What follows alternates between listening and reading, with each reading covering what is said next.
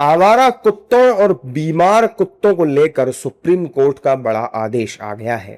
Court ने कहा है कि खतरनाक या फिर रेबीज से संक्रमित आवारा कुत्तों को इंजेक्शन लगाकर मारा जा सकता है। लोगों की जान की हिफाजत जरूरी है और गरिमा के साथ जीने में कुत्तों के खतरे से मुक्त होकर रहने का अधिकार भी शामिल है। दरअसल मंगलवार को कोर्ट ने सार्वजनिक जगहों से आवारा कुत्तों को हटाने के आदेश के खिलाफ दाखिल तमाम याचिकाएं खारिज कर दी। पहले आप कोर्ट की अहम और बड़ी बातों को समझिए। कोर्ट के आदेश के मुताबिक राज्य सरकारें पशु कल्याण बोर्ड के नियमों को मजबूत करें और सही तरीके से लागू करें। हर जिले में पूरी तरह काम करने वाला एक एनिमल बर्थ कंट्रोल यानी एबीसी सेंटर बनाया जाए। जहां आवारा कुत्तों की आबादी ज्यादा है वहां जरूरत के हिसाब से एबीसी सेंटरों की संख्या बढ़ाई जाए। साथ ही दूसरे सार्वजनिक स्थानों पर भी यह नियम लागू करने का फैसला लिया जाए और लागू किया जाए। एंटी रेबीज दवाओं की पर्याप्त उपलब्धता सुनिश्चित की जाए। नेशनल हाईवे पर आवारा पशुओं की समस्या से निपटने के लिए जरूरी कदम उठाए। एनएचएआई इसकी मॉनिटरिंग भी करे। रेबीज से संक्रमित और बेहद खतरनाक कुत्तों को यूथनेशिया यानी दया मृत्यु जैसे कदम उठाए जाएं ताकि लोगों का जीवन सुरक्षित रहे। साथ ही कोर्ट के आदेश लागू करने वाले नगर निगम और सरकारी अधिकारियों को कानूनी सुरक्षा भी दी जाए, मतलब उनके खिलाफ एफआईआर और सख्त कार्रवाई न की जाए। सुप्रीम कोर्ट के इस आदेश के बाद बीजेपी की पूर्व सांसद और पीपुल्स फॉर एनिमल्स संगठन की अध्यक्ष मेनका गांधी की प्रतिक्रिया भी आई। उन्होंने कहा कि हमारा मानना है कि आवारा कुत्तों के लिए एबीसी सेंटर बनाओ, लेकिन तमीज से बनाओ, घटिया नहीं। सुप्रीम कोर्ट ने हार मान ली। उन्होंने जो ऑर्डर दिया था नवंबर 22 को, जहां उन्होंने कहा था कि शेल्टर्स बनाओ, एबीसी सेंटर्स बनाओ, उन्होंने सारे चीफ सेक्रेटरीज को बुला करके उनको हिदायत दी कि अगर नहीं बनाओगे तो हम देख लेंगे। उनमें उसके बाद 1% कुछ नहीं हुआ। ना एक एबीसी सेंटर बना, ना कोई शेल्टर बने, ना कुछ हुआ। तो अब सुप्रीम कोर्ट ने कह दिया अब हमसे नहीं होगा, अब आप लोग हाई कोर्ट चले जाओ। कि रोज़ के रोज़ 10,500 लोग गाड़ियों मार करके कत्ल कर देते। ठीक है, तो हमने सारे गाड़ियों को क्यों नहीं हटाया? जब आप एक गंगानगर के बोल रहे हो कि 1,000 बाइट्स हुए हैं, तो आप बताइए 10,000 लोग रोज़ क्यों मरते हैं गाड़ियों के नीचे? उसका भी उपाय ढूंढना पड़ेगा ना। पोलियो को निकालने में 15 साल लगे। 700 करोड़ रुपए सरकार ने डाली हर हफ्ते। आपने कितना डाला है ये कुत्तों के मामले में?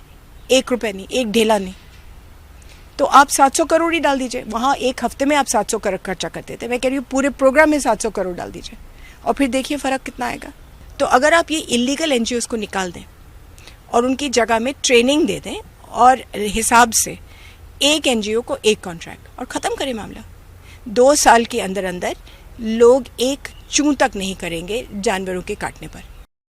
सुप्रीम कोर्ट के इस फैसले के बाद लोगों की भी प्रतिक्रियाएं आ रही हैं। कोर्ट के फैसले को लोग एकदम सही कदम बता रहे हैं। सुप्रीम कोर्ट का आदेश सही है और इससे जनता के लिए फायदा होगा। आवारा कुत्ते जो इधर उधर घूमते हैं, बड़े बूढ़ों को खा जाते हैं और सोसाइटियों में झगड़ा भी काफी इसी से होता है कुत्तों को लेकर। तो इनके लिए कोई सामूहिक केंद्र बनाया जाए, इसमें इनके खाने पीने की व्यवस्था की जाए।